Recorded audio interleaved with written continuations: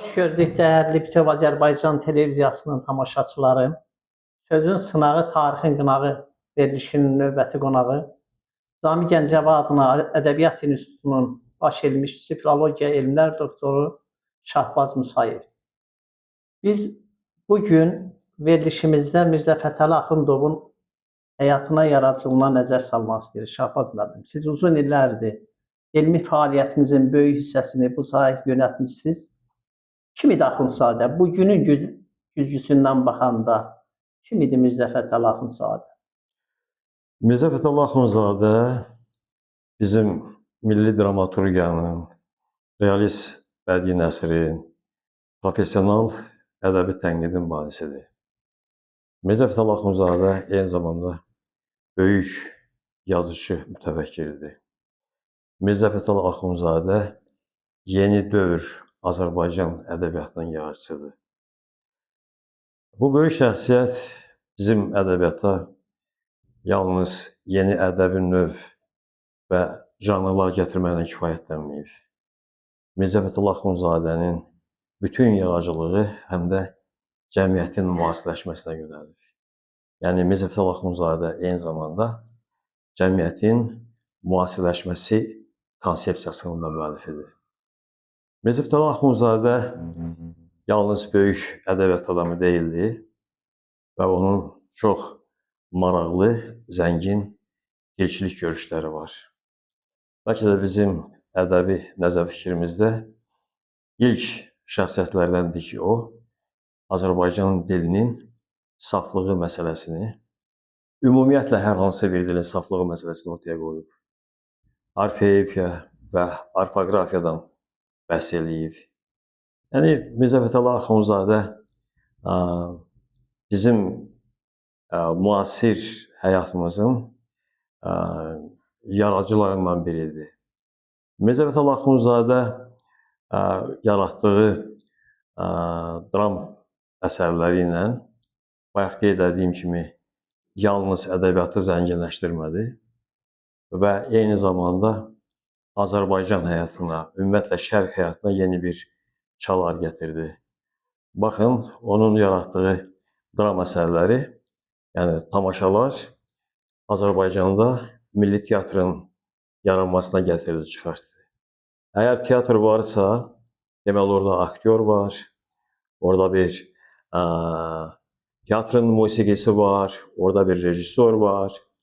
Yəni, Mirzə Fətəli Axundzadənin o bir dram əsəri, bir tamaşası Azərbaycanda mədəniyyətin yeni qatlarının yaranmasına gətirib çıxartdı. Qısası, Mirzə Fətəli Axundzadə böyük novatordur, yenilikçidir və o həm də bizim müasirimizdir. Elə yeri gəlmişkən, titulların saydınız, yazıcı, dramaturg, şair, filosof, mütəfəkkir, yəni teatr yaradıcısı. Bundan başqa kim idi Axundov? Əlbəttə, Mirzə Fətəli... Mən yeri gəlmişkən burada vurğunu ona vurmaq istəyirəm ki, niyə məhz komediya ilə başladı? Mirzə Fətəli Axundzadə komediya yaradıcılığına başlayana qədər bir sıra şeirlərin müəllifi olub. Yəni şair kimi ədəbiyyata? Bəli, ədəbiyyata şair kimi gəlib. Bugün bizim əlimizin altında onun ilk poeziya nümunəsi hesab olunan Zəmanədən şikayət əsəri var. Nəhayət 1837-ci ildə Rus şairi Puşkinin öldürülməsi ilə bağlı onun məşhur bir qəsidəsi var. Sonralar Rusiya mətbuatında onu çap edəndə Şərq poeması adı ilə çap elədilər. Və digər çoxlu həm klassik üslubda, həm də xalq şeiri üslubunda yazılmış poetik nümunələri var.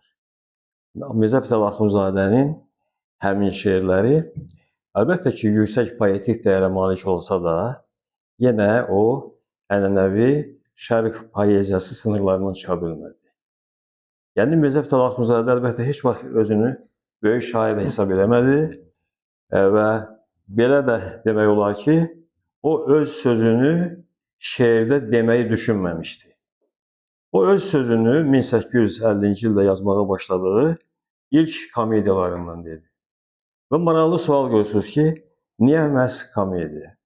Söhbət ondan gedir ki, Mirzə Fətəli Axundzadə yaşadığı cəmiyyətə, ümumən şərq cəmiyyətinə dərindən bələd idi. O cəmiyyətdəki, belə demək mümkünsə, nadanlığı, yerdə qalmışlığı,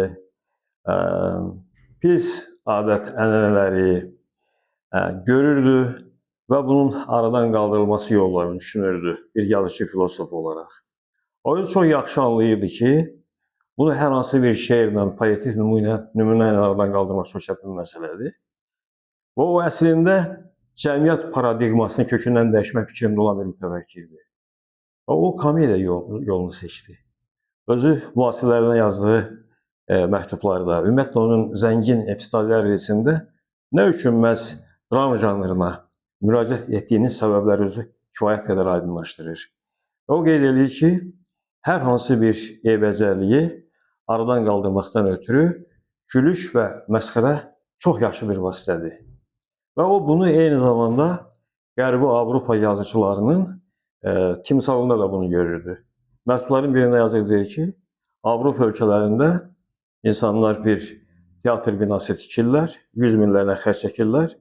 Adamlar gəlib orada oturur, tamaşalara baxır, həm zövq alırlar, həm də tərbiyələnirlər. Yəni o komediyalarını bir tərbiyələndirmə vasitəsi kimi nəzərdə tutmuşdu.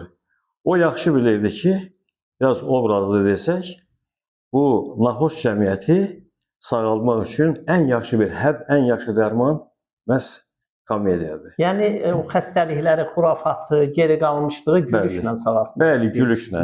Onun digər tərəfi də var İlham müəllim. Ümumiyyətlə, belə götürək də, Axundzadə maarifçi idi. Bütün dünyada da maarifçilərin qarşısında bir sıra vəzifələr durur. Deyək ki, qəzet açmaq, teatr yaratmaq, məktəblər təsis eləmək və digər məsələlər. Axundzadə də bu məsələlərin üzərində çalışır.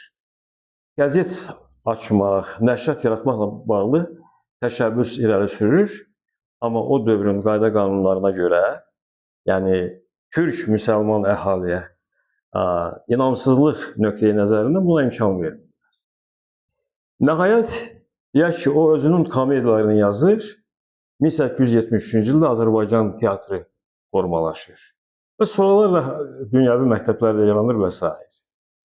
Yəni, Mirzə Fətəli Axundzadə bu sadaladığımız faktorlarla yanaşı, özünün əsərlərinlə o cəmiyyətə təsir göstərməyə, o yuxulu beyinləri ayıtmağa, yumulu gözləri açmağa, içərisi qaranlıqla dolu olan konservativ düşüncəli insanları içərisində bir nur işıq salmağa, bütövlükdə cəmiyyəti aydınlatmağa çalışır.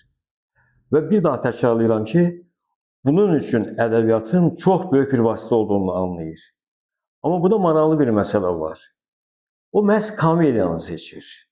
Yəni, tamaşaçı o göstərilən tamaşada özünün eyblərinə gülür və nəticə çıxardır. İndi, əgər Mirzə Fətəli Axundzadədə Azərbaycan maarifçiliyi özünün həm kamil zirvəsinə çatır, eyni zamanda 19-cu əsrin sonu, 20-ci əsrin əvvəllərində maarifçiliyin bir ikinci mərhələsi başlayır. Orada nə idi? Açılmış məktəbləri qoruyub saxlamaq, qəzetlərə oxucu tapmaq, fikrim çatırmı? Bəli, bəli. İndi baxın, nə əmələ gəlir. İndi bizim qəzetlərimiz var, amma o qədər oxuyanlarımız yoxdur. Məktəblərimiz var, valideynlər şagirdləri məktəbə buraxmırlar. Məsəl üçün, Nəriman Nərimanov nadanlıq əsərində həmin problemi qoyur. Və yaxud bizim məktəbdə müəllimimiz var, köhnə adət-ənənə o müəllimi işləməyə imkan vermir. Nəcəf bəy Vəzirovun müsbət Fəxrəddini xatırlayaq, Fəxrəddin öldürülür. Yəni, Axundzadə bu məsələləri komediya üslubunda ortaya qoymuşdu, komediya müstəvisində qoymuşdu. Nəcəf bəy Vəzirovda görürüz ki, biz onu artıq faciə janrında verdik. Fikrim çatırmı? Çatır. Başqa bir misal da deyim. Tutaq ki, Mirzə Fətəli Axundzadə avamlığa, nadanlığa e, hekayəti Molla İbrahim Xəlil Kimyagərdə biraz başqa cür yanaşır. İnsanlar o qədər nadan və avamdılar ki, onlar misin gümüşə çevriləcəyinə inanır. Və bax bu tamaşa bir gülüş doğurur. İnsanları avamlıqdan çıxartmaq üçün gülüşü seçir. İndi baxın, üstdən 50-60 il keçir. İndi biz deyirik ki, axı mis necə gümüşə çevrilə bilər? Amma üstdən 50-60 il keçir, biz ortada Şeyx Nəsrullahı görürük. O artıq ölünü diriltməyi düşünür. Orada tamaşaçılar gülmür, orada tamaşaçılar artıq ağlayırlar. Çünki tragikomediyadır. Yəni o nöqteyi nəzərdən, Mirzə Fətəli Axundzadənin əlbəttə bu ədəbiyyatda ilk dəfə komediyanı seçməyinin özü bir qanunluluğuydu. Bax o cəmiyyətin inkişaf dinamikasında o birinci pillə idi. O faciə ilə insanlara müraciət edə bilməzdi. O məhz komediyaya müraciət edəcəkdi. O faciədir, tragikomediyadır, artıq o sonraki dövrlərin məhsuludur. O artıq Nəcəf bəy Vəzirovun işidir, Cəlal Məmmədquluzadənin işidir və s. Burada belə bir sual ortaya çıxır. Mirzə Fətəli Axundzadə Nuxada qəza məktəbini bitirmişdi və sonraki onun Tiflis həyatı başlamış. Əgər Mirzə Fətəli Axundzadənin yolu Tiflisdən düşməsəydi, bugün tanıdığımız Axundzadə meydana çıxa bilərdimi? Bu əslində İlham müəllim sizin qoyduğunuz məsələ mühit məsələsidir. Yazıcı və mühit məsələsidir. Yəni heç bir yazıcını, heç bir sənətkarı mühitindən kənarda öyrənmək mümkün deyil.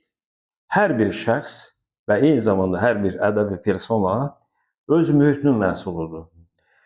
Mirzə Fətəli Axundzadənin ümumiyyətlə uşaqlıq illəri o sırf ailə məsələsi baxımından kifayət qədər fərəhsiz və biraz da xaotik olub. Bir müddət Cənubi Azərbaycanda yaşayıb, Cənubi Azərbaycanda onu Molla məktəbinə qoyublar, amma nə qədər eləsə də o ərəb qrafikalı əlifbanı öyrənə bilməyib. Sonra onu anasının əmisi Axund Hacı Ələsgər Gəncədə Molla Hüseyn Pişnamazadənin yanına qoyub, orada təhsil alsın, bu ilahiyyat elmlərini öyrənsin. Kalligrafiyanı öyrənmək üçün böyük şairimiz Mirzə Şərif Vazin deməli yanına göndərib. Və sonra bizə Fətəli Axundzadə, yəni belə deyək ki, yeniyetmə Fətəli təxminən 7-8 ay Şəkidə yeni açılmış Rus məktəbinin şagirdi olub. Və ondan sonra onun Tiflis həyatı başlayır. Yəni Mirzə Fətəli Axundzadə Tiflisə getməkdən ötürü həmin o 7-8 aylıq Rus məktəbində oxumağa məcbur idi ki, ən azı onu Tiflisdə canişinlikdə qəbul edəndə onun rus dilində bilgilər olsun. Yəni bu mənada biz belə hesab edirik ki, əgər anasının əmisi Axund Hacı Ələsgərin istədiyi kimi Mirzə Fətəli Axundzadə doğrudan da ruhani olmaq yolunu seçərdi, təbii ki, biz indiki Mirzə Fətəli Axundzadəni görməyəcəkdik. Amma söhbət onunla gedir ki, Azərbaycanın Çar Rusiyası tərəfindən işğalından sonra çox yeni ictimai, siyasi, tarixi, mədəni bir situasiya yarandı. Həm Axund Hacı Ələsgər, həm də Mirzə Fətəlinin özü artıq dərk elədilər ki, dövr və zaman dəyişib, əvvəlki vaxt deyil və Mirzə Fətəli kifayət qədər hazırlıqlı bir adam idi. İndi özü hərdən yazır ki, atalığım mənim molla olmağımı istəyirdi, amma faktlar var, onun məktublarından da görünür ki, Axund Hacı Ələsgər heç də oğlunun, belə deyək, Fətəlinin savi molla olmasını istəmirdi. Ona ərəb ədəbiyyatını, tarixini, fəlsəfəsini öyrətmişdi. Ərəb fars dillərini mükəmməl bilirdi. O onu böyük bir ilahiyyat alimi kimi yetişdirmək istəyirdi. Mirzə Fətəli Axundzadə eyni zamanda mən bugün burada bu studiyada çəkinmədən deyə bilərəm ki, doğrudan həm də böyük bir ilahiyyat alimidir. Qurani Kərimi çox mükəmməl bilir Mirzə Fətəli Axundzadə. Ərəbcəni çox mükəmməl bilir Mirzə Fətəli Axundzadə. Amma bir daha təkrar edirəm ki, elə bir zaman meydana gəlir ki, yeni ictimai siyasi şərait məcbur edir ki, həm Axund Hacı Ələsgər, həm də Mirzə Fətəli gələcək həyat yolunu korrektə eləsin. Və onlar Tiflisə gəlirlər. Tiflisə gəlməyin bircə səbəbi var idi ki, Cənubi Qafqazın işğalından sonra Tiflis Qafqazın siyasi, iqtisadi və mədəni mərkəzi idi. Yəni bütün hökumət qurumları hamısı Tiflisdə toplaşmışdı və Mirzə Fətəli də Tiflisə can atırdı. Həmin onun o Zəmanədən şikayət ki, əsəri var. O əsərdə özü qeyd edir ki, bəs mən Tiflisə getmək istəyirəm və səbəblərini də göstərir. Yəni mühit amili, ictimai, siyasi, tarixi dövr və mühit onu Tiflisə göndərir və biz indiki Mirzə Fətəlini qazanırıq. Burada bayaq onun uşaqlıq illərinə toxunanda qeyd elədiniz ki, ərəb əlifbasını heç cür öyrənə bilmir. Bu ərəb əlifbasına qarşı onda olan bu münasibət uşaqlıq travması idimi, yoxsa digər ideyalardan böyük ideya? Çünki bəzən belə fikir səslənir ki, əlifbanı parçalamaqla Türk-İslam birliyi parçalanırdı, xilafət parçalanırdı və siyasi mərkəzlərdə bu məsələni önə çəkirdilər və Axundovda güya bu ideologiyanın bir vasitəsinə çevrilmiş.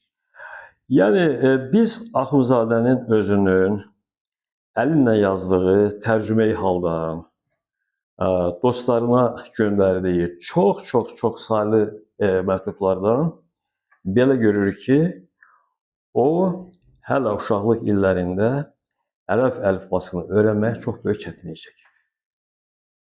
Sonra o özü deməli ərəbcə, farsça və türkçədən ibarət olan İslam dillərinin dilləri üçün yeni əlifba adında bir əsəri var, belə deyək. Orada bu məsələyə toxunur və qeyd edir ki, mən cənubda olarkən, yəni öz doğma atasının yanında olarkən Mollaxanaya gedəndə bu əlifbanı öyrənə bilmədim və qaçdım məktəbdən. Bezdim, mən bu əlifbaya nifrət elədim. Amma deyir, elə ki, mənim atalığım, yəni anasının əmisi Axund Hacı Ələsgərov bir böyük pedaqoq idi, belə də yazır. O məni elə gözəl öyrətdi ki, az bir müddət içərisində mən həmin əlifbanı da öyrəndim və Quran-ı Kərimi oxuyub başa çatdım. Bu belə. Amma indi biz qəti şəkildə deyə bilmərik, bizim buna haqqımız da yoxdur ki, o uşaqlıq illərində əlifbanın çətinliyini gördü, sonra böyüyəndə bu əlifbanın dəyişdirilməsinə qərar verdi.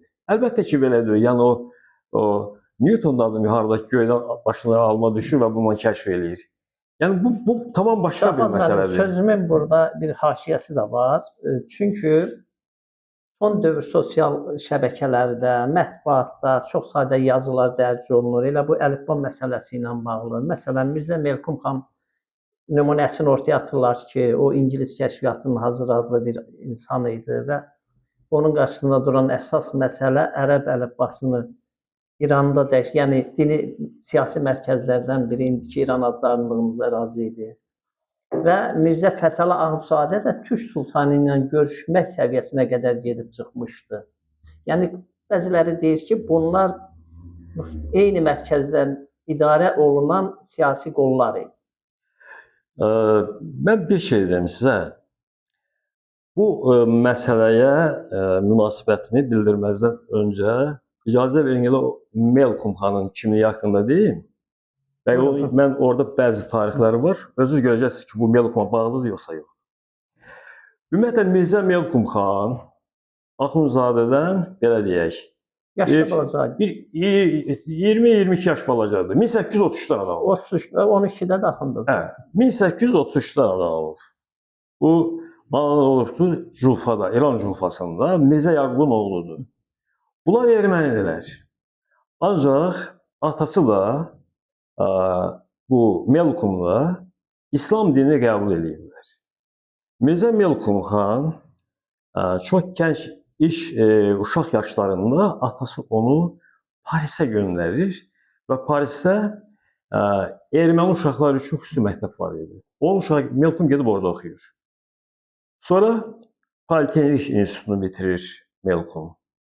Geriyə qayıdır İrana və İranda belə deyək ki, Avropadan gətirdiyi, amma İran hökumətinin qəbul etmək istəmədiyi ideyalar yaymağa çalışır və bunun üçün də bir dərnək təşkil edir, Faramuşxanə dərnəyi. Nəsrəddin Şahın adamları dərhal bundan duyuq düşürlər. Və dərnəyin rəsmi sədri kimi Mirzə Yaqub sürgün olunur, hələ Melkuma dəymirlər. Melkum yenə fəaliyyətindən qalmır, inadından dönmür. Bu dəfə Camiye-i Adəmiyyət adlı bir gizli təşkilat yaradır, fəaliyyətini davam elətdirir. Nəhayət bunun da üstü açılır. 1860-cı ildə onunla sülgün eləyirlər. O əvvəlcə İraqa gedir, Bağdatda olur. Oradan da gəlir Türkiyəyə 1863-cü ildə. İndi baxın. Yəni Mirzə Melkom xanla Mirzə Fətəlinin görüşü 1863-cü ildə İstanbula təsadüf eləyir. Mirzə Fətəli isə əlifba haqqında çalışmalarına, ümumiyyətlə yeni əlifba ideyasına 1857-ci ildən düşür. Yəni onun əsərləri var. Mən bayaqlar əsərin adını çəkdim. Digər əsərlərin də mən indi adını çəkəcəyəm və məktubları var. Bu 1857-ci il tarixinə təsadüf eləyir. 1857-də, 58-də, 59-da, 63-ə qədər bunların ümumiyyətlə Mirzə Melkomla heç bir əlaqəsi olmadı. 1863-cü ildə Mirzə Fətəli yeni əlifba layihəsini Osmanlıya aparan zaman orada görüşüblər Mirzə Melkom xanla, fikir mübadiləsi aparıblar. Axundzadənin səfər qeydlərində var ki, o təmsilatdan bir cilt də deyil, mən orada Mirzə Melkom xana verdim. Sonralar görüşə bilmirlər, ta 1872-ci ilə qədər, növbətlə 1872-ci ildə onlar Tiflisdə görüşürlər. Doğrudur, İrandan qovulmuşdu, sürgün olunmuşdu və s. İranın 60-cı illərdə Osmanlıdakı səfiri Mirzə Hüseyn xan, Mirzə Melkom xanı yaxşı tanıyırdı. Sonralar Mirzə Hüseyn xan İrana gəlir, Ədliyyə naziri olur, Xaricilər naziri olur, sədr-əzəm olur. O zaman bu Melkom xanı özünə müşavir təyin edir. Bundan sonra Melkom yolu düşür Avropaya. Bir müddət Londonda İranın səfiri olur. Daha bir qədər də İtaliyada səlahiyyətli nazir vəzifəsini tutur.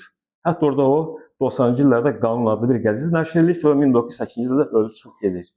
Yəni bütövlükdə istəyir yaş nöqteyi nəzərindən, istəyir baş nöqteyi nəzərindən Mirzə Fətəli Axundzadənin Melkom xanın təsirinə düşəcəyi barədə danışılanlar hamısı cəfəngiyatdır. Əksinə, Melkom xanın məktubu var. O Mirzə Fətəliyə deyir ki, siz bu böyük ideyaların atasısınız. Biz ancaq sizdən öyrənirik. Ona görə də hətta bu yaxınlarda mənə mətbuat orqanlarından biri sual vermişdi ki, bizim çox tanınmış bir sosial şəbəkələrdəki araşdırıcılardan biri deyir ki, Axundzadə Hacı Qara komediyasını Mirzə Melkom xanın göstərişi ilə yazıb. Və doğrudur ki, bu çox gülünç bir şeydir. Mirzə Melkom xanın 19 yaşı var idi. O Parisdə idi. Axundzadə də o da oturub Şuşada Hacı Qara komediyasını 1852-ci ildə yazmışdı. Yəni gülünç məsələlər var. Ona görə də mən hesab edirəm ki, əlbəttə Axundzadənin o dövr üçün inqilaba bərabər ola biləcək bir ideya, o dövr üçün hər hansı bir insanın zəkasından keçə biləcək böyük bir yenilik istər-istəməz düşünür ki, doğrudan mı Mirzə Fətəlinin özünün qafasından çıxmışdı bu şey? Bəlkə bunu kimsə öyrədir, bəlkə bu Avropadan təsirlər. Yox, yox. Şahbaz müəllim, opponentlər belə bir fikir də səsləndirirlər. Əgər əlifba millətin irəli getməyinə manedirsə, çətinlikdirsə, gözümüzün önündə Çin, Yapon örnəkləri var. Yəni dünyada ən çətin əlifbalar bu iki xalqındır. Və bu gün bütün elm sahələrində ən irəli gedən xalqlardan da biri Yaponlardır, Çin. Ən yeni texnologiyalar yaradırlar. Mən tamamilə razıyam. Tamamilə razıyam. Mirzə Fətəli Axundzadə o yeni əlifba layihəsini irəli sürəndə əlbəttə ki, onu elmi nəzəri cəhətdən də əsaslandırdı. Bugün Yaponlar özlərinin belə deyək, əlifbasıdır. Yəni Çinlilərin də özlərinidir, doğmadır, millidir, nə qədər çətindir özlərinkidir. Amma mənim əziz qardaşım, Axundzadənin dəyişmək istədiyi əlifba bizim milli əlifbamız deyildi. Yəni Axundzadə milli nə varsa onu heç birə toxunmuyub. Axundzadənin dəyişmək istədiyi əlifba ərəb qrafikalı əlifba idi. Axundzadə də eyni zamanda bir professional dilçi kimi sübut eləyirdi ki, ərəb qrafikalı əlifba Türk xalqları üçün qəbul edilməzdi. Belə baxaq, ərəb dili həm tipoloji, həm də genealoji cəhətdən Türk dillərindən tamamilə fərqlənir. Türk dili agglütinativ dillərdəndir, yəni o tip baxımından, yəni tipoloji baxımından. Və ərəb əlifbasını o türk uşağın boğazına uyğun deyil, yəni onun artikulyasiyasına uyğun deyil. Hələ mən bunun bir neçə elementini dedim. Mirzə Fətəli Axundzadə isə o əlifbanın, belə deyək ki, Azərbaycanlılar üçün, türklər üçün hansı baxımdan yaratmaz olduğunu xeyli sayda dəlillərlə onun sübutu var. Yəni onu elmi dərəcədə əsaslandırır. Yəni Mirzə Fətəli Axundzadə, yəni bu çox vacib məsələdir. İndi icazə verərsiniz, mən bunu bir iki dəqiqədə dərinləşdirərdim. Buyurun. Maralı nədir? Axundzadə bu ideyaya düşəndə çox gözəl bilirdi ki, müasirlər onu qınayacaqlar. Axundzadə yeni əlifba yaratmaq ideyasına düşəndə bilirdi ki, din xadimlərinin böyük qəzəbinə və hücumlarına məruz qalacaq. Bunu bilirdi. Ona görə də mən onu bayaqlarda qeyd elədim. 57-ci ildə o İslam əlifbası haqqında bir yazı yazır. 57-ci ildə. Və o yazıda özünün hansı hərfləri necə olmalıdır, sait səslərində ümumi sami hərflərin sırasına qatır. 1858-ci ildə isə o əlifbanı dəyişdirilməyin, belə deyək, hüquqi, mənəvi, dini tərəflərini araşdırır. Məsələn, Axundzadə araşdırır, deyir ki, yəni mənim ideyamın əleyhinə olanların argumentlərindən biri budur ki, mən Qurani Kərimin əlifbasını dəyişdirirəm. Deyir, yox, belə deyil. O, Qurani Kərim doğrudan doğruya ilk dəfə Kufi əlifbasından yazılıb. Axundzadə deyirdi ki, Qurani Kərim Kufi əlifbasından yazılıb deyə Kufi əlifbası ilahi əlifba deyil. Çünki Kufi əlifbasını Qurani Kərim meydana çıxana qədər deməli Müramir İbn Mürrəh yaradıb. Müramir İbn Mürrəh Kufi əlifbasını yaratdı. Üstdən xeyli illər keçdi, Qurani Kərim o əlifba ilə yazıldı. Yəni ona görə də Qurani Kərimin hər hansı bir ilahidən yaradılmış əlifba ilə yazıldığını söyləmək olmaz. Sonra o tədqiqatlarına davam elətdirir ki, üstdən əsrlər keçdi, Kufi əlifbanın dəyişdirilməsi məsələsi gündəmə gəldi. Bu dəfə Kufi əlifbanı İbn Müqlə dəyişdi. İndi deyir, özünüz düşünün, qardaşlar. İndi özünüz düşünün. Əgər deyilsinizsə ki, biz Qurani Kərimin yazıldığı əlifbanı dəyişmək istəyirik, yer yox. Onu dəyişmək istəmirik. Biz İbn Müqlənin əlifbasını dəyişirik. Yox, deyilsinizsə ki, Qurani Kərimin əlifbası ilahi idi, yenə yanılırsınız. Çünki onu Müramir İbn Mürrə yaratmışdı. Yəni, bax, bu bunun həm elmi cəhətini verir, həm də hüquqi, mənəvi, dini tərəfinə verir ki, qorxuya düşmək lazım deyil. Amma əlbəttə ki, Axundzadə çox yaxşı anlayırdı ki, bunun irəli sürdüyü ideya o dövr üçün əlbəttə ki, böyük bir göy gürültüsüydü. Bax, ona görə də Axundzadənin o əlifba ilə bağlı çalışmalarının üstündən keçən ki illər var, indi biz artıq 2026-cı illərdəyik. O söz-söhbətlər, elmi və yaxud da qeyri-elmi münasibətlər səngimək bilmir. Mən yazılarımın birində yazmışdım. Mübahisələr üçün doğulan və mübahisələrdə yaşayan Mirzə Fətəli. Hələ 100 illər keçəcəkdir, Mirzə Fətəli yenə öyrəniləcək və mübahisə predmeti olacaq. Çünki baxışlar müxtəlifdir. İndi hər kəs öz fikrini söyləyə bilir. Amma Axundzadə bütün bunların hamısını nəzərə almışdı. Həm öz dövrü üçün, həm də sanki bizim bir dövrümüz üçün. Dostlarına məktublar yazır və qeyd edilib deyir ki, vaxt gələcək bizim heykəlimizi qoyacaqlar. Heykəl var artıq. Bəli, bəli. Şahbaz müəllim, çox sağ ol. Dəyərli Bütöv Azərbaycan televiziyasının tamaşaçıları, Sözün Sınağı Tarixin Qınağı verilişinin bugünkü qonağı Azərbaycan Milli Elmlər Akademiyası Nizami Gəncəvi adlı Ədəbiyyat İnstitutunun baş elmçisi, filologiya elmlər doktoru Şahbaz Musayevdir. Kanalımıza abunə olun, bəyənin ki, əlçatanlıq daha geniş olsun. Şahbaz müəllim, maraqlı bir məqama gəldik. Axundov mübarizəsinin böyük bir hissəsini şərq xurafatına, dini xurafata qarşı aparır. Və özünün ən məşhur əsərlərindən ikisinin adını çəkə bilərdim ki, Aldanmış Kəvakib, Kəmalüddövlə məktublar. Və bu gün həmin bölgə yenə qaynar qazandır. Həmin dini xurafat yenə xalqları bu ağuşunda çalxalayır. İstəyirdim bu məsələlərə biraz diqqət yetirəsən. Belə götürək, Kəmalı Dövlət məktubları Azərbaycan ədəbiyyatı tarixində bizim realist nəsrin ilk nümunəsidir. Axundzadəyə qədər bizdə mükəmməl realist nəsr nümunəsi yoxdur. Bəzən deyirlər ki, o Füzulinin deyək ki, məktubları var, şikayətnamədir.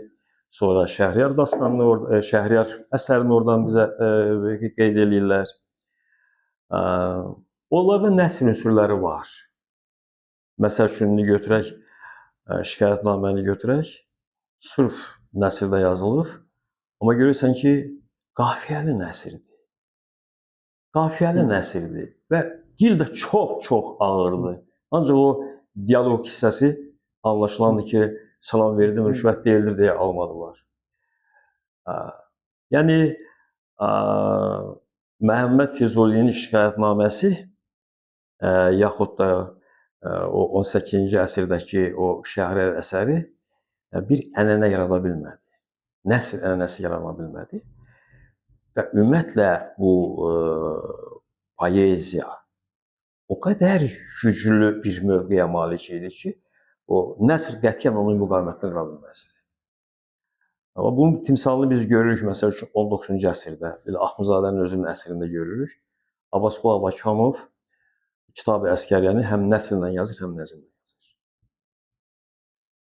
Amma Axundzadədə başqa cürdür. Axundzadə artıq Aldanmış Kəvakibi yazır, o sanki ədəbiyyata bir möhür vurur və Axundzadədən sonraki nəsil, baxın, Cəlil Məmmədquluzadə, Azərbaycan nəsrinin qüsursuz abidələrini yaradır. Boş qutusu. Ona bənzər ikinci bir əsər bizim ədəbiyyatımızda varmı? Yaxud Əbrəhim bəy Haqverdiyevin nəsri, Abdullah Şaiqin nəsri. Bax, onların hamısının, belə deyək ki, əsası, mayası Aldanmış Kəvakibdən başlayır. Mənim o sadəcə vurğunluğum deyil, amma mən böyük bir cəsarətlə deyə bilərəm ki, bugün də daxil olmaqla Azərbaycan ədəbiyyatında Aldanmış Kəvakibdən mükəmməl nəsr əsəri yoxdur. Azərbaycan bədii nəsri bütün parametrləri ilə Aldanmış Kəvakibin çiyinlərindədir. Aldanmış Kəvakibin çiyinlərindədir, Aldanmış Kəvakib sütundur. Aldanmış Kəvakib 1857-ci ildə yazılıb. Amma onun mövzusu uzaq tarixdədir, Şah Abbas dövründədir. Onu bilərəkdən o dövrə atıb. Bilərəkdən o dövrə atıb. Ulduz əhvalatına görə o dövrə atıb. Amma Axundzadənin hədəfi özünün çox yaxşı tanıdığı, taxtaca çıxanda təbrik eləməyə getdiyi Nəsrəddin Şah hökuməti idi. O dostlarına məktublarında yazır, deyir ki, mənim Aldanmış Kəvakibi yazmaqda məqsədim Nəsrəddin Şahın vəzirlərinin puç beyinliyini açıb göstərmək idi. Buydu. Amma maraqlı məqamlar nədir? Mən bunu istəyirəm ki, burada Azərbaycanın dinləyiciləri də baxsınlar. Şah Abbas burada böyük bir despot, hökmdar kimi təsvir olunur. Eyni zamanda qorxaq kimi göstərilir. Ulduz əhvalatını eşidəndə rəngi ağarır, çarə axtarır və s. Biraz aciz görünür. Ətrafı hər şeyi dağıdıblar. Xəzinə boşdur, yollar dağıdıb, orada yoxdur. Və indi Ulduz əhvalatını ona çarə də göstərə bilmirlər. Yəni doğrudanmı Şah Abbas bu qədər dişsiz idi? Yox. Axundzadə Aldanmış Kəvakibə qədər və Aldanmış Kəvakibdən sonra Şah Abbasla bağlı fikirləri var. O Şah Abbası çox qüdrətli hökmdar kimi təsvir edir. Sadəcə bir daha təkrarlayıram ki, Nəsrəddin Şahın hakimiyyətini, iqtidarını, onun hökumətini tənqid eləməkdən ötürü ona bir tarix lazım idi. Tarixi bir hadisə lazım idi ki, bir despot hakimiyyətdən gedir, bir belə deyək, xeyirxah, humanist bir insan hakimiyyətə gəlir və hakimiyyət uzun sürmür.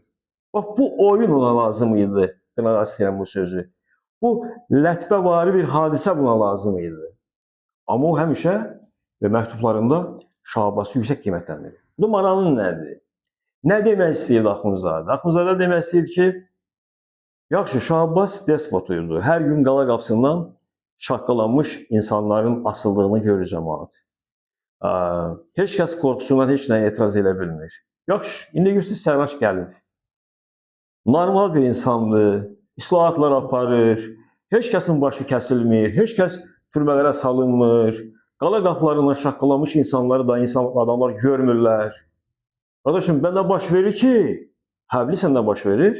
İnsanlar fikirləşir, deyir ki, belə şah olmaz, Gərək şah qəzəbli olsun, gərək şah acıqlı olsun, onun qılıncından qan damsın. Deyirlər, yəqin bu, Axundzadə belə də yazır. Zəifül mizac, süslükdə və zəifül mizaclıqda bunu günahlandırdılar və köhnə bu vəzifəlilər ki var idi. Onlar da xalqın bu, belə deyək, Nəbzindən yapışdılar. Bəli, yapışdılar və bunu yıxdılar. Yəni, demək istəyir ki, əgər siz yaxşı bir cəmiyyət arzulayırsınızsa, siz özünüz o cəmiyyətə hazır olmalısınız. Yəni, təkcə, belə deyək, gözünü yumur, bu nağıllarda olduğu kimi, gözünü açır, görür ki, ədalətli bir insan gördüm. Elə şey yoxdur. Axundzadə demək istəyir ki, bu mümkün deyil. Siz bax, o yaxşı həyatı, normal həyatı, insanın insana hörmət etdiyi bir cəmiyyəti özünüz qurmalısınız. Qurmayacaqsınızsa, sizin tarixiniz bax, belə olacaqdır. Bir nə baş verir? Tarixdə Yusif Sərracı öldürürlər. Amma Axundzadə aldamış şəvaqda Yusif Sərracı öldürmür. Yusif Sərracı yoxa çıxır. Və xalq yenə Şah Abbasla baş-başa qalır. Yəni, Axundzadə bir müəllif olaraq xalq belə cəzalandırır. Deyir, bəyənmədiniz, bax, budur. Nə qədər ki, passivsiz, öz həyatınız haqqında, yaşayışınız haqqında, cəmiyyət haqqında düşünməyəcəksiniz və sizin axırınız belə olacaq. Yəni, o istəyirdi ki, xalq maariflənsin, öz haqqını tələb eləməyi bacarsın, ağı qaradan seçməyi bilsin. Bax, bu mənada əlbəttə ki, Aldamış Şəvaki mövzusu buydu. Kəmal Dövlə məktubları, İlham müəllim, istər Aldamış Şəvaki, istər Kəmal Dövlə məktubları, bunun və eyni zamanda yeni əlifba uğrunda Axundzadənin mübarizəsi, bunların hamısı bir müstəvidə olan məsələlərdir. Bunlar bir narmaq mümkün deyil. Yəni, Aldamış Şəvakinin biz ideyasını, nələrdən ibarət olduğunu bilmək istəyiriksə, yazıçının yeni əlifbanın ideyası nədən ibarət olduğunu bilməliyik. Kəmal Dövlə məktubları, o da sırf maarifçilik nöqtəyə nəzərdən yazılmış, sadəcə başqa bir janrda idi. O satirik publisistikanın mən belə hesab edirəm ki, pamflet janrında yazılmışdı. Amma bütövlükdə yeni əlifba ideyası da, Aldamış Şəvakifdə və Kəmal Dövlə məktubları da o bir zəncirin üstündəki ayrı-ayrı xəlqələr və onlar bir zəncir halındadılar. Axundzadənin maarifçilik görüşlərinin ifadəçisidir. İndi orada o Kəmal Dövlənin ikinci məktubunda belə bir yer var ki, mən külli ədyanı puş və əfsanə hesab eləyirəm. Sovet dövründə də bunu əldə bayraq elədilər ki... Yeri gəlmişkən burada sual vermək istəyirəm ki, Sovet ideologiyası, Sovet ədəbiyyatşünaslığı az qala Axundovu ateist çıxartır. Hətta onun ölümü ilə bağlı müxtəlif rəvayətlər uydurulmuşlar ki, onu dəfn eləmişlər. O məsələyə də qayıdarıq biz bir neçə sözlə. Maralı nədir? Kəmal Dövlədə belə bir şey deyir, o Kəmal Dövlənin dilindən. Deyir ki, mən külli ədyanı, yəni mən bütün dinləri puş və əfsanə hesab edirəm. Amma sən, ey Cəlali Dövlə, elə güman eləmə ki, mən başqa bir dinləri İslam dinindən üstün tuturam. Yenə deyir, İslam dini mənə başqa dinlərə nisbətən daha yaxşıdır, daha yaxındır. Belə deyir. Mən o dinin tərəfdarıyam ki, insanlar orada azaddır, sadə kimi yaşlılar və s. Sovet hökumətinin vaxtında bu cümlə onun ideologiyası üçün hava və su qədər vacib oldu. Sovet hökuməti ateist bir hökumət idi. Bunun ideologiyası bundan ibarət idi. Bəli. İndi bu, bir şərq xalqı kimi, bir müsəlman xalq kimi bu Azərbaycanlıların beyninə yeritmək lazımdır axı bu ateizm ideologiyasını. Əla fürsət düşmüşdü, interpretasiya elədilər onun fikrini, həm də onu kontekstdən ayırdılar və qoydular ki, bax, görürsünüzmü? Siz çox böyük bir aydınınız, çox böyük bir yazıçınız, çox böyük aliminiz, elə öz ateistsiniz. Sizə nə gəlir? O maralı nədir? Mən o kitablarımda da, məqalələrimdə də bu barədə danışmışam. İndi yaxın zamanlarda inşallah payıza doğru mənim növbəti kitabım çıxacaq. Orada mən Kemal Dövlət məktublarının şərhini vermişəm. Təxminən 120-130 səhifə. Kemal Dövlət məktublarında əlbəttə ki, İslam dininə, onun peyğəmbərinə qarşı yerli yersiz müəyyən məsələlər var. Onu mən qəbul etmirəm, mən də qəbul etmirəm. Mən də onu rədd edirəm. Amma bütövlükdə o dinə qarşı yazılmış əsər deyil. Kemal Dövlət məktublarında ilk dəfə Azərbaycan bəlkə də elmi, nəzəri, fəlsəfi düşüncəsində ilk dəfədir ki, deyək ki, konstitusiyalı bir quruluşdan bəhs olunur. 2 palatalı parlamentdən bəhs olunur. Hökumətin strukturundan bəhs olunur. Nazirlərin vəzifəsindən bəhs olunur. Orada bank maliyyə sistemindən bəhs olunur. Orada çapçılıqdan, nəşriyyat işindən bəhs olunur. Orada hətta literaturdan, Axundzadən təbirincə desək, ədəbiyyatdan, ədəbiyyatın vəzifələrindən bəhs olunur. Orada xurafata qarşı çox geniş bir mübarizə məsələsi var. Və ən nəhayət Mirzə Fətəli Axundzadə Kemal Dövlət məktublarına, 3 məktub Kemal Dövlənindir, bir cavab məktubu da Cəlal Dövlənindir. Ona mülhəqat yazıb. 3 məktubdan ibarət mülhəqat var. Elə bir ki, söz ardı yazır. Kemal Dövlət məktublarının 3-cü mülhəqatının İlham müəllim sonuncu abzası belədir.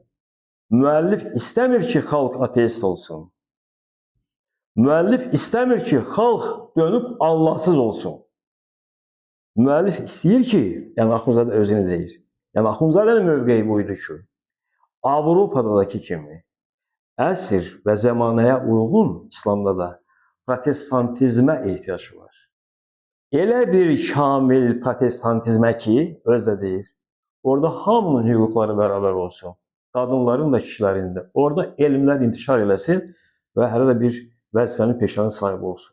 Açıq şəkildə deyir ki, yəni mən xalqın ateist olmağını istəmirəm. Sadəcə o şəriət qanunlarını qəbul eləmirdi. Onun əsrə və zamana uyğun yeniləşməsini istəyirdi. Bax, bir misal gətirim.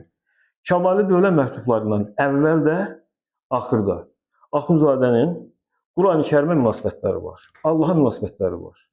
Məsələn, 1852-ci ildə onun Şerbinində məktubu var, Şuşadan yazır. Deyir ki, bəs mən neçə müddətdir Şuşadayam, buradayam, işlərimi görə qurtarmışam, mən indi istəyirəm ki, geri qayıdım. Amma mənim buradakı rəisim, qvardiya polkovniki Meyer, inanmır, elə bilir ki, mən yalan danışıram. Deyir, Qurana and içirəm, bizim Peyğəmbərə and içirəm ki, yalan danışmıram. Ateist Qurana, Peyğəmbərə and içir. Sonra onun uşaqlıq illərini xatırlayır, namaz qılır təbii ki, bu adam. 10 yaşından sonra uşaqlar namaz qılırlar. Bu, Axund Hacı Əsgərin evində böyüyür. Qurani-Kərim mükəmməllidir.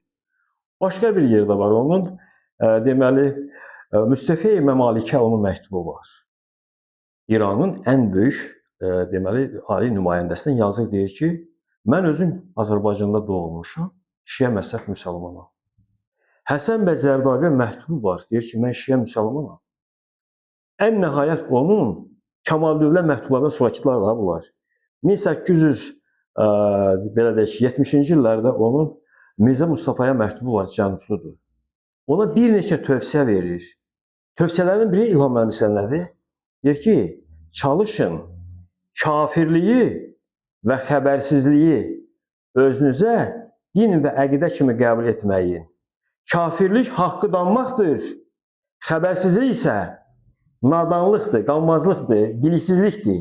Mən özüm də heç vaxt haqqı danmadım, yəni kafir olmadım. Göz qabağımda. Çox sağ olun Şahbaz müəllim. Çox gözəl aydınlıqlar gətirdin bu məsələyə. Düşünürəm ki, özünü elmli sayan təbəqənin də böyük bir hissəsi Axundovu hələ olduğu kimi tanımır. Bir sual verib fikrimi yekunlaşdıracağım. Axundov həm də Çar dövlətinin məmuru idi. Polkovnik rütbəsi daşıyıb. Bir çiynində xalqın dərdi, düşüncəsi, bir çiynində də o dövlət vəzifəsinin ağırlığı. Bunları necə daşıya bilir? Maraqlı bir sizə nədir? Deməli, 1845-ci ildə, 1845-də Tiflisdə bir Rus teatrı yaratdılar.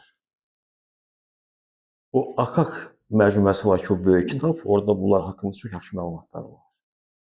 Rus teatrını yaratmışlar ki, yerli əhali, Azərbaycanlılar, Gürcülər, bu dağlılar falanlar o teatra getsinlər, biraz mənsub olduqları o bölümdən uzaqlaşsınlar, gələcəkdə Ruslaşsınlar.